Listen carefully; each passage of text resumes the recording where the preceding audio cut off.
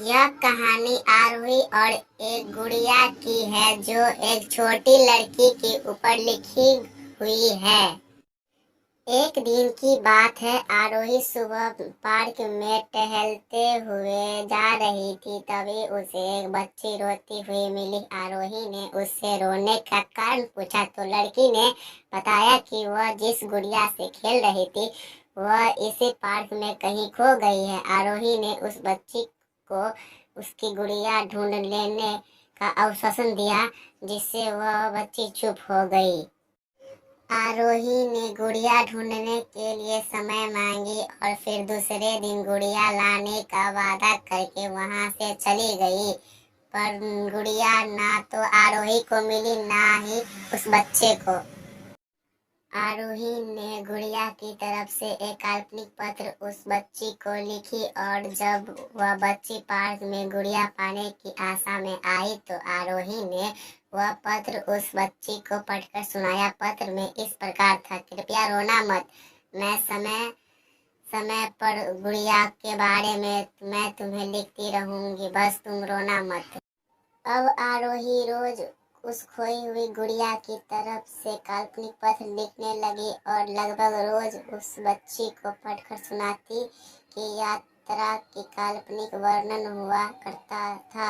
आरोही ने इस काल्पनिक लेकिन रोचक वर्णन ने उस बच्ची को रोने नहीं दिया। वह खुशी खुशी अपनी गुड़िया की घुमकड़ी के किस्से सुनने लगी। अब वह खुश रहने लगी। एक दिन जब काफी कहानियां हो गई तो आरोही ने एक दूसरे गुड़िया उस बच्ची को लाकर दी। जाहिर है वह गुड़िया बदली हुई थी। उस बच्ची को अपनी खोई हुई पुरानी गुड़िया जैसे नहीं लगी तो वह आरोही की ओर देखने लगी।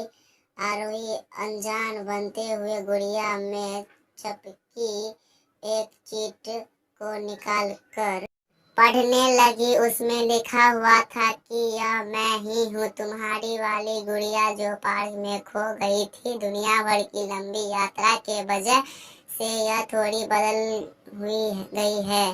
बच्ची को इस गुड़िया और आरोही पर विश्वास हो गया। वह गुड़िया लेकर घर चली गई।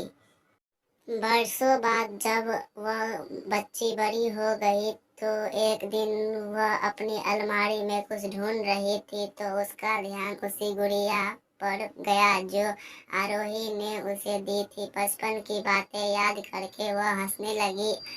उसे समझ आ चुका था कि वह आरोही ने कैसे उसका मन रखा। उसे गुड़िया पर फिर प्यार आने लगा। वह उसे बड़े गौर उसने बड़ी वियुक्त क्लास से उस पत्र को निकाला और पढ़ने लगी।